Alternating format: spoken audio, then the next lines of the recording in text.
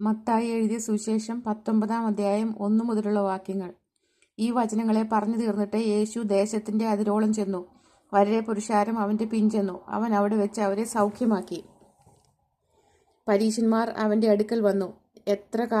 ഏത് കാരണം ചൊല്ലിയും ഭാര്യയെ ഉപേക്ഷിക്കുന്നത് വിഹിതമോ എന്ന് അവനെ പരീക്ഷിച്ച് ചോദിച്ചു. അതിന് അവൻ, സൃഷ്ടിച്ചവൻ ആദ്യം മുതൽ അവരെ ആണും പെണ്ണുമായി സൃഷ്ടിച്ചു എന്നും അതിനിമിത്തം മനുഷ്യൻ അപ്പനെയും അമ്മയെയും വിട്ട് ഭാര്യയോട് പറ്റിച്ചേരും, ഇരുവരും ഒരു ദേഹമായിത്തീരും എന്ന് അരുളി ചെയ്തുവെന്ന് നിങ്ങൾ വായിച്ചിട്ടില്ലയോ?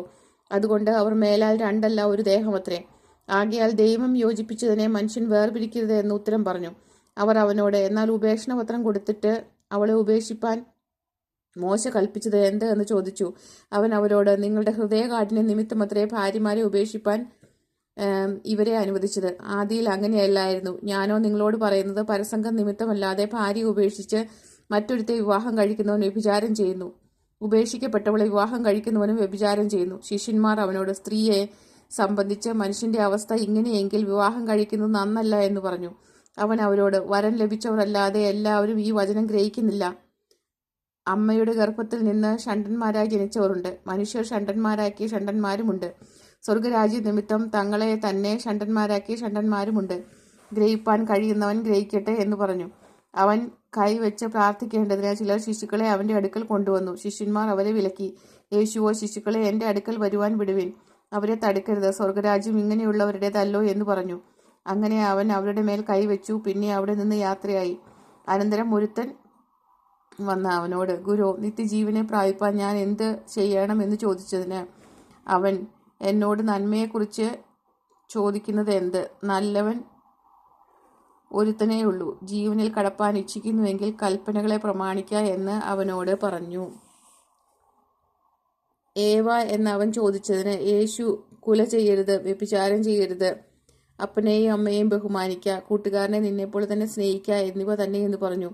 യൗവനക്കാരൻ അവനോട്, ഇവയൊക്കെയും ഞാൻ പ്രമാണിച്ചു പോരുന്നു, ഇനി കുറവുള്ളത് എന്ത് എന്ന് പറഞ്ഞു. യേശു അവനോട്, സൽഗുണപൂർണനാകുവാൻ ഇച്ഛിക്കുന്നു എങ്കിൽ നീ ചെന്ന് നിനക്കുള്ളത് വിറ്റ് ദരിദ്രർക്ക് കൊടുക്കുക, എന്നാൽ സ്വർഗത്തിൽ നിനക്ക് നിക്ഷേപമുണ്ടാകും. പിന്നെ വന്ന് എന്നെ അനുഗമിക്കുക എന്ന് പറഞ്ഞു. യൗവനക്കാരൻ വളരെ സമ്പത്തിനുള്ളതാകിയാൽ ഈ വചനം കേട്ടിട്ട് ദുഃഖിച്ച് പോയി കളഞ്ഞു. യേശു തന്റെ ശിഷ്യന്മാരോട്, ധനവാൻ സ്വർഗരാജ്യത്തിൽ കടക്കുന്നത് പ്രയാസം തന്നെ എന്ന് ഞാൻ സത്യമായിട്ട് നിങ്ങളോട് പറയുന്നു എന്ന് പറഞ്ഞു. ധനവാൻ ദൈവരാജ്യത്തിൽ കടക്കുന്നതിനേക്കാൾ ഒട്ടകം സൂചിക്കുഴിയുടെ കടക്കുന്നത് എളുപ്പമെന്ന് ഞാൻ നിങ്ങളോട് പറയുന്നു എന്ന് പറഞ്ഞു. അത് കേട്ടിട്ട് ശിഷ്യന്മാർ ഏറ്റവും വിസ്മയിച്ചു. എന്നാൽ രക്ഷിക്കപ്പെടുവാൻ ആർക്ക് കഴിയുമെന്ന് പറഞ്ഞു. യേശു അവരെ നോക്കി, അത് മനുഷ്യർക്ക് അസാധ്യമെങ്കിലും ദൈവത്തിന് സകലവും സാധ്യമെന്ന് പറഞ്ഞു.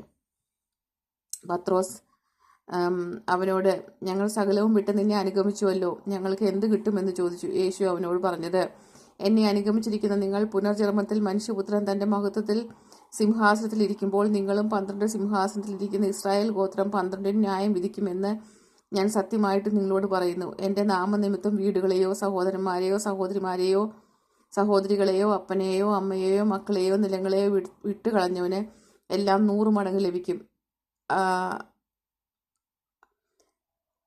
അവൻ നിത്യജീവനെയും അവകാശമാക്കും. എങ്കിലും മുൻപന്മാർ പലർ പിൻപന്മാരും